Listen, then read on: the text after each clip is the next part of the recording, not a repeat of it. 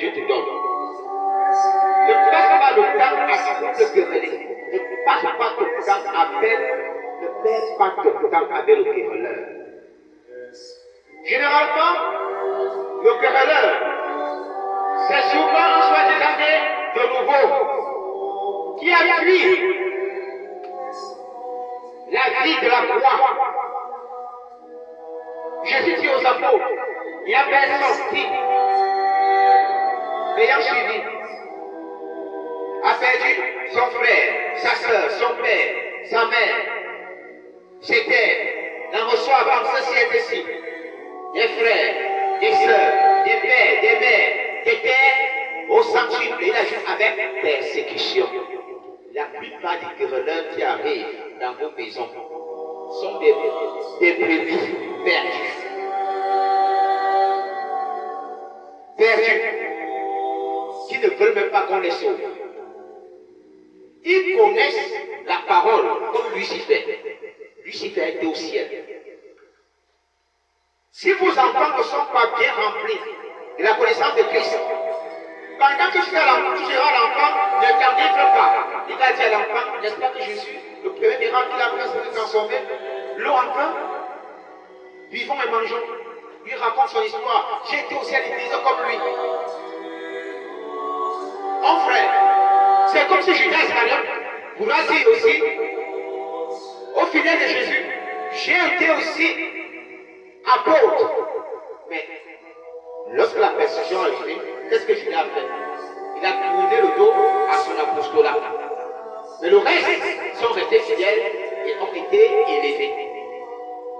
Alors qu'un soi-disant frère en Christ, sœur en Christ, homme de Dieu qui se retrouve continuellement au bas, ne viennent pas étouffer ta foi, ne viennent pas détruire la foi de tes enfants.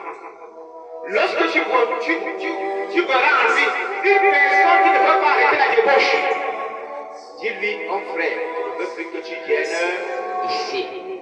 Chasse le querelleur. Chasse le querelleur. Alors ne dis pas que c'est un homme de Dieu. Et pourtant tu passes continuellement au bar. Et tu laisses avec tes enfants quand lui dit arrête les alcools. Lui dit que tu dois continuer. Car j'ai été aussi serviteur de Dieu comme toi. Souviens-toi de l'image de l'ancien prophète et du jeune prophète. Le jeune prophète était dans la vision de Dieu. L'ancien prophète avait assisté l'esprit de Dieu. Je lui parlais plus.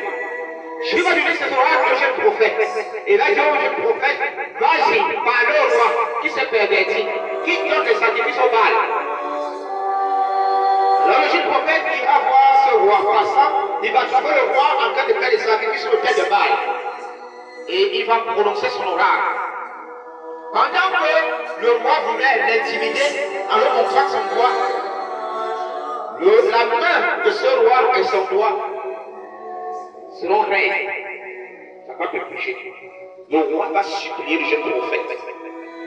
Il a enlevé cette plaie. De prier l'éternel, il enlève cette plaie. Alors le jeune prophète sera miséricordieux. Et va supplier l'éternel d'enlever cette plaie à ce roi. Et le roi a compris que le jeune prophète était vraiment l'oracle de l'éternel. Va mettre en tête qu'il faille qu'il commence à honorer l'éternel des armées. Rentrant, les fils de l'ancien prophète vont pour lui dire à leur père, il y a un jeune prophète ici qui fait des merveilles.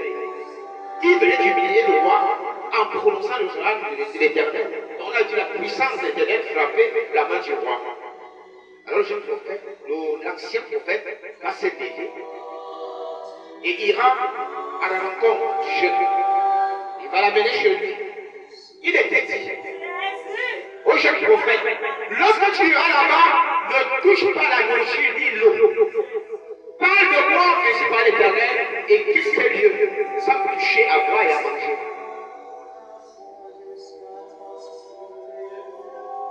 Dieu te saisit aussi.